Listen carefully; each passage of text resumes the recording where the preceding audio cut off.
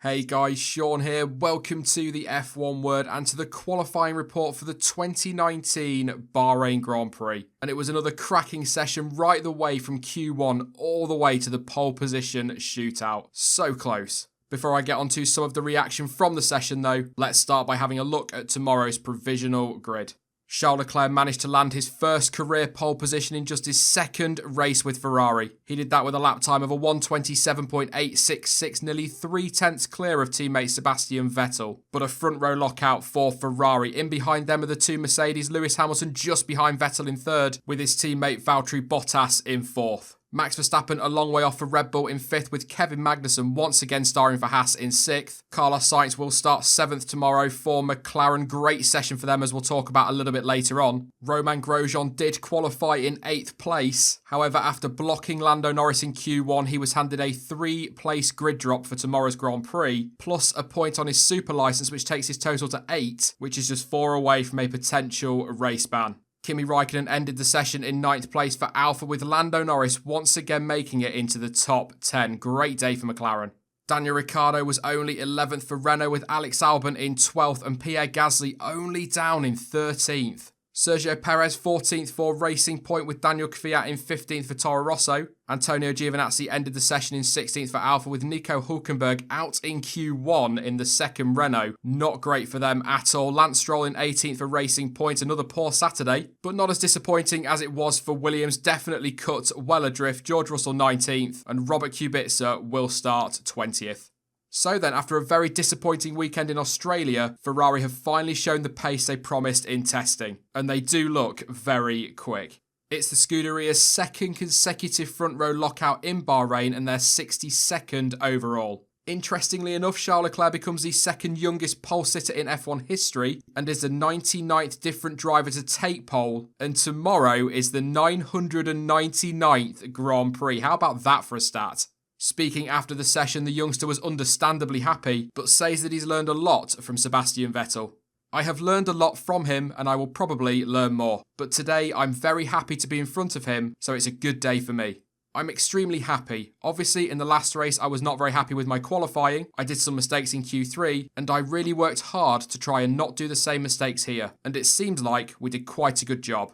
Now, there are already people asking if Ferrari will allow their drivers to race or whether they will pull rank as they did in Australia, but team boss Mattia Binotto has said that Leclerc will be allowed to stay ahead of the German, but insists that the team will not take any risks. Charles is allowed to go as fast as he can. He is allowed to try and go for pole, he is allowed to try and stay ahead, and we are not stopping him doing that. But I think it is important that our two drivers are not fighting and taking any risks and crashing together. No doubt that if the first lap Charles is ahead, he will stay. If at the end of the race he is ahead, he will stay ahead. I'll quickly add before moving on that Sebastian Vettel, who only got one run in Q3 after using an extra set of soft tyres just to get out of Q2, says that he feels he was, quote, shy in the middle sector of the lap, but was also quick to praise his young teammate. Down at Mercedes, as you saw earlier, they were 3/10 off pole position today, but Lewis Hamilton was actually only a few 100ths off Sebastian Vettel in second, so the pace is there for the Silver Arrows, and they did look very quick on the soft tyres compared to Ferrari in practice, so it could be very close tomorrow. But speaking about the gap and the upturn in pace from the Scuderia, Lewis Hamilton said that he was surprised they were as close as they were to Vettel, and believes Ferrari have the advantage in straight line pace. Honestly, I didn't know we would be as close as we were at the end. They were pulling some serious speed on the straights, which is where we have generally lost a lot of time, just the straight line. For us, the car has felt okay. I just think over the years it has not been a circuit that particularly suited our car for whatever reason, but we got into quite a nice place today, and end of straight speeds was really where we lost a lot of time. The World Champion's comments were later echoed by Toto Wolff, by the way, with the Brit also adding a little bit later on that he is ready for a good fight with Ferrari tomorrow. Could get very tasty at the sharp end of the grid. As for Red Bull, well, they were nowhere today. Max Verstappen was well off the pace of those ahead. 0.8 of a second is a big gap. And for the second race in a row, Pierre Gasly had another Saturday to forget. To be fair to the Frenchman, he did say over team radio that he was struggling to get the throttle down and that the back end kept snapping away, which of course is going to cost him time, which could have been enough to see him get through to Q3. Still though, a very frustrating day for him, and he's got an uphill task again tomorrow. There is some comfort for Red Bull fans though, as the team did look solid in terms of race pace during practice, so I really do doubt the gap will be quite that big tomorrow, but there is clearly still a lot of work to do down at Red Bull.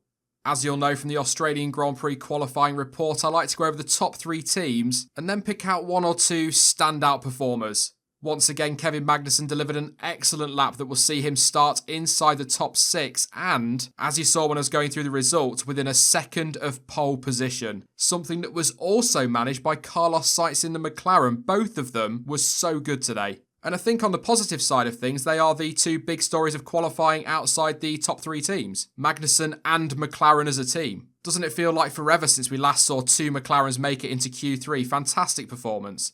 Carlos Sainz was obviously happy and posted on Twitter, "We extracted everything from the car and just missed out on that P6. P7, however, is a good starting position for the race. Congratulations to the whole team. Hard work pays off. I want my first points, so let's focus on tomorrow." I also want to give a shout out to Alex Albon for not only out-qualifying his teammate, but also the Red Bull of Pierre Gasly. Very good session for him. But if we have to look at some negative talking points from the session, well, the pace of Renault was a surprise. Nico Hülkenberg was only down in 17th, out in Q1, although the German did have some car issues that would account for some of that. And Daniel Ricciardo, although close to Q3, still ended up in 11th place. I know we're only 1.5, if you like, race weekends into the season, but I've been really surprised by the lack of pace over 1 lap of Renault. As for Williams, what can I say really? Slowest of anybody by a margin, 1.5 seconds off Stroll in 18th. They've got a very long season ahead. What about my one to watch for tomorrow's race then? Well, I'm a little bit torn, got a few options, but I'm going to go with Lance Stroll. He didn't have the best of sessions today, I think that's fair to say, but he didn't have a great qualifying session in Australia either, yet still managed to make his way up to the points in the race. So my thinking is that on a track where overtaking is very much possible, as well as the option to start on any tyre that he wants to, if he can get that strategy right as he did in Australia and get some overtakes done, he could well spring a surprise tomorrow. As I was torn, I'll throw in a few honourable mentions. Keep an eye on Nico Hülkenberg trying to make his way back through the field from 17th, and I suppose on that note Pierre Gasly as well. But definitely watch out for Daniel Ricciardo, 11th place, free choice of start tyre. He might be able to take the fight to the likes of K-Mag. Fingers crossed Bahrain is going to deliver because that grid is set up perfectly. That is it then for this video, and in the comments section down below let me know your thoughts on today's qualifying session, who you think will take the win tomorrow, and what are your thoughts on Ferrari's comments regarding team orders, or I suppose lack of, for the race. Now I will be back tomorrow at 3:30 PM UK time for the Bahrain Grand Prix race watch along, and as always we'll be live around an hour after that for the race reaction stream.